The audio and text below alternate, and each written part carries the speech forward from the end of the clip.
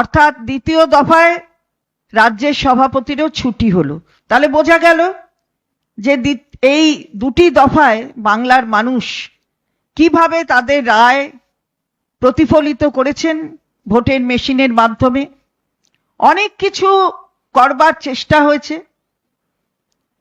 বাধা প্রদান, বিশেষত আমরা দেখেছি মহিলাদের বাধা প্রদান করার চেষ্টা হয়েছে ভোট দান থেকে যাতে বিরত থাকে, কিন্তু মহিলাদের দীর্ঘ লাইন তিনটি কেন্দ্রেই বুঝিয়ে দিয়েছে যে আজকে যোগ্য জবাব কেন্দ্রের বঞ্চনার বিরুদ্ধে, কেন্দ্রের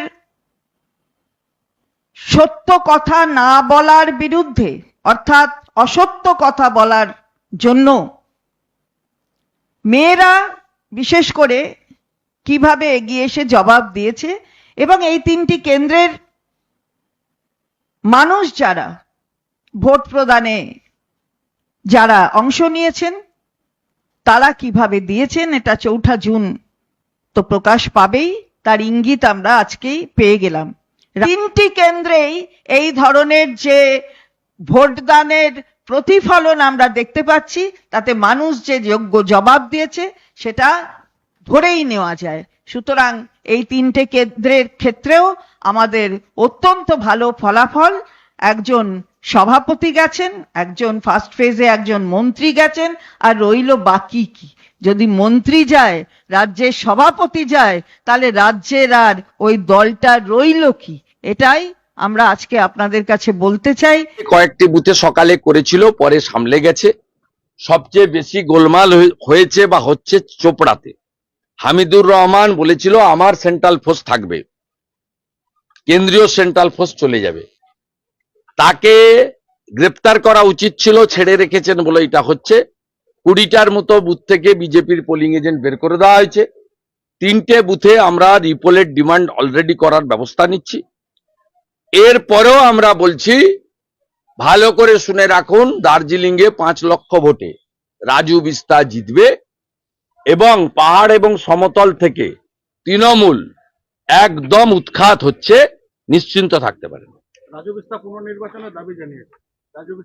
3টে বুথ এখনো পর্যন্ত আমরা পেয়েছি। 6টার পরে আমাদের পক্ষ থেকে শিশির বাজরিয়া, ঋত্বিক পাল ইলেকশন কমিশনে জানিয়ে দেবেন প্রপারলি। 20টা বুথ থেকে বিজেপির পোলিং এজেন্ট বের করে দেওয়া হয়েছে।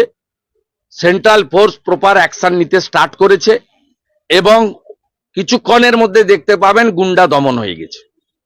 আমাদের প্রার্থী আদালতে যাচ্ছে 1 নম্বর। দ্বিতীয়, 2 দিন আগেই মমতা ব্যানার্জির ঘনিষ্ঠ বৃত্ত থেকে আমাকে খবরটা দেওয়া হয় যে ওর নমিনেশন বাতিল করার জন্য সব চক্রান্ত করে ফেলেছেন।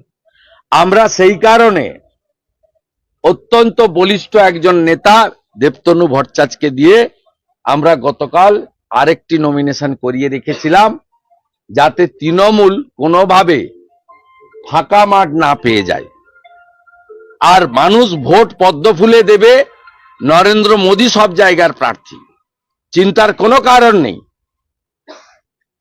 ঠগি পিসির সঙ্গে বিশ্বের লোকপ্রিয় নেতা রাষ্ট্রপুরুষ নরেন্দ্র মোদীজির লড়াই।